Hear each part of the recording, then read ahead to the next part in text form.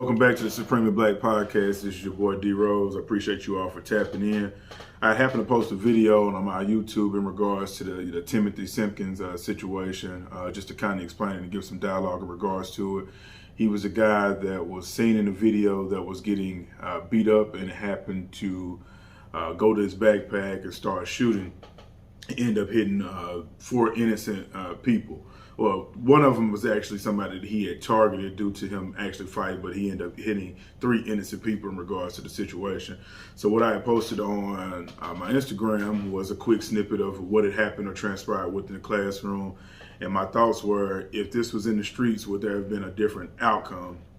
That video was actually removed, so I'm just going to come on here and talk about it just to address the situation. So Timothy Simpkins was actually released on a $7,500 bail. His original bond was for $75,000. He had 4 counts of aggravated, assault with a deadly weapon. So we do know that that's actually something serious. So before we even get into it, definitely shouts out to the family, and I hope everyone recovers safely, because at any time I'm not actually condoning anything that happened in regards to this. But what I am addressing is that a lot of people have a lot of different questions, and you know, there's two sides of the fence. Some people say that, you know, Tim was one of those people that was being bullied. The other side says that he lived a secret life by looking at his social media, and you know, and I think this all started by the picture that the media had actually chose to post. So when you see him, the first time that you see him, first thing you hear shooter at a school shooter, right? Then the image that they post of him is with goals, grills, and it's almost as they create a narrative to how you should view him, right? One side of the family says that, well, his family is stating that he's, you know, comes from a 2-parent household. You could tell by where the police were looking to kind of pick him up. He definitely stays in the nice side of Arlington. I've kind of been in that area, pretty frequent in the area, so you can see exactly what's going on. The other side of it was stating that he was a pretend thug. So what I'm going to address in this is from both sides of the perspective. If Tim was a person that was just well off and happened to be surrounded by kids that didn't have a lot, there's a certain way that you have to condone yourself, especially if you're amongst kids that are poverty stricken. It's just happened. We all know that jealousy is actually something that's very normal. It shouldn't be, but it is. People have envy, especially if, you know, you're the new kid at the school. You used to go to a private school based off the information that was given out. So now you're at a public school. You got a nice car, 2018 Challenger or Charger. So you have a lot of different things that kids from a poverty-stricken environment are going to want, right? Then on the opposite end of it, right, if that's not who you are, I think this is a great opportunity for us to really just think about that. A lot of times we put ourselves in predicaments, especially with him being 18, that you can't get yourself out of, because if you fit the description of what they would consider as a thug based off of how you dress, the way you talk, what you have on social media, well, you know, that now that has actually been cleaned up, but you know that there was posted, there was guns, there was drug use, and there was a flaunting behavior. Those are the type of things that if you're not a street dude, then you have to be prepared for. Right now, this happened in that school, and the reason why I posed the question of, do you think it would have been any different if this was something that had occurred in the streets? I think, honestly, and it's unfortunate, this would have been the same turnout, because if you could see that as the 15-year-old is approaching him, he does not have any fight in him, does not mean that he should go to get a gun. But in the state of Texas, is actually where we're at. If that was the case on the streets, it would more than likely be self-defense or stand your ground, if we're just being honest with it. Now, that's not justifying anything that he did, because again, I don't agree that you should have a gun at a school and putting other people's lives at jeopardy. But also, I think this is a prime example, is that we just have to be more cognizant of, one, if the parent has actually stated that she's went to the school and went to the principal multiple times and they have not addressed the issue, and he has either anxiety, he's going through depression, and he does not even want to come to school because of the bullying allegations, then that's going to be something that we're going to have to say that the school dropped the ball in regards to not taking it serious, because at the end of the day, he is human. Like a person that is being pushed against the wall, it's only so long before they're actually going to strike and do something. Luckily, nobody was actually killed in this particular situation, but I myself feel a little different about this because I've had a close family member of mine actually commit suicide due to bullying at school. So I understand the horror that could come with that and how that could actually harm and impact the family. So I'm glad that didn't go there. But then from the opposite side, I think this is a perfect lesson for Timothy, bro. Like, listen, if you're a straight A student and you have a lot of things going on, embrace that part of it, right? There's a lot of kids, and from like myself, we didn't want to grow up in the environments from a single parent household, or either poverty stricken and being around or amongst violence early for no reason, right? Now, I understand if they were bullying you, we get that, right? But based off of the information that's being put out on both sides, one side, which is your family, says that you were a straight A student.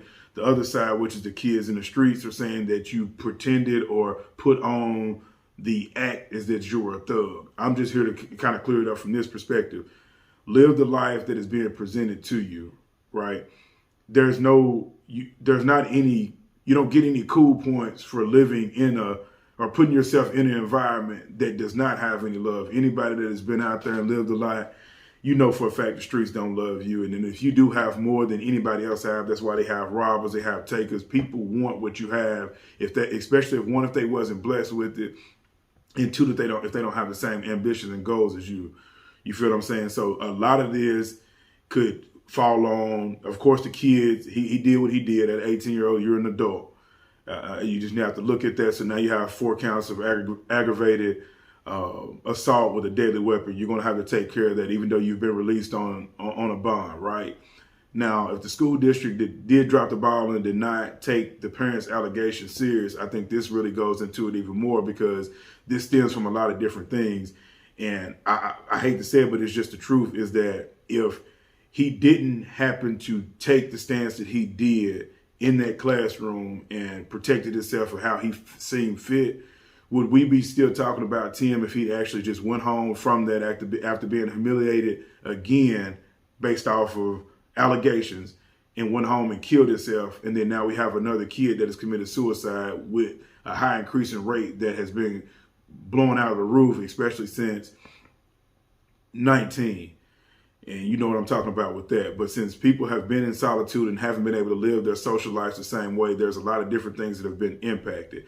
Would we still be talking about this kid if that would have been his choice? Because I now look at it and point in the school district direction is we have to take these allegations and things serious, because the unfortunate part is it's a lot of kids that are probably in Tim's situation that may take the same route. That's why it's so serious, because it may be self-inflicted and they kill themselves and write a letter and say, this is why I actually did it. And I'm speaking on that because, again, I had a family member that had decided to take that route due to being bullied at school.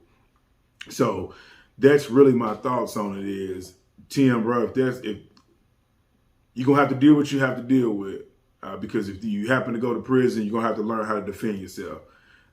Not making the kid that attacked you right by any means, but it's not any guns in the penitentiary. You're going to have to defend yourself, right? To the kid that did it, and the kids that were doing it, this is also a lesson learned, is that you have to be very mindful of the people that you all are bullying or thinking that they're just weak and preying upon. Because at the end of the day, as I stated earlier within the video, everybody doesn't have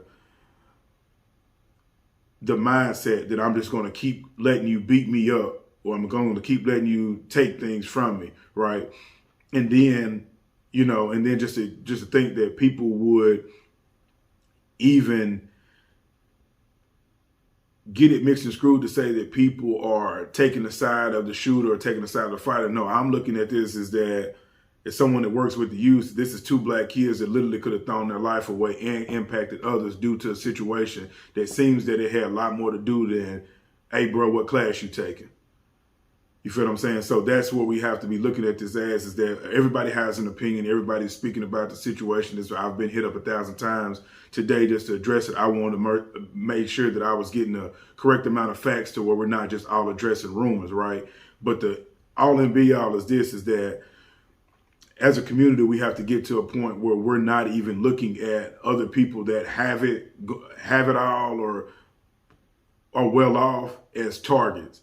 And then also from the people that don't have it all, just because they have it, you can't always think that people, as they say, shit ain't always sweet. There could be a time and place where the person that you think is the backpack boy may put you on a t-shirt. Like it could go down like that, right? But then also we need the Tims to be who you all are and be proud of having things in your life and being a kid that was brought up in a two-parent household. There's nothing wrong with that. Like, I think it's just so many blurred lines that where people need to get away from. There wasn't anybody killed, thankfully, but also get back to talking to your kids, being an uncle, being a father, being a mother. I think that's the direction we need to go to, because everybody has an opinion. The media is going to stare at it exactly the way they did. That's exactly why they picked the picture of him with the goals and the dreads and not the ones when he takes the grill out. They know exactly what's going to catch their attention. And this seems like a very isolated incident that has been reoccurring because, again, he didn't even want to go to that particular route with that, right? So as I posted on our Instagram, make sure that you drop your comments, like, share, and subscribe if you are rocking with the content. But I would definitely like to know what's everyone's thoughts, and just think about it from a perspective of how could these things like this be prevented moving forward from the kids, from the school district, and things of that nature. I think that's very important. Again, this is your boy D Rose from Supremely Black Podcast, and I'm out. Salute.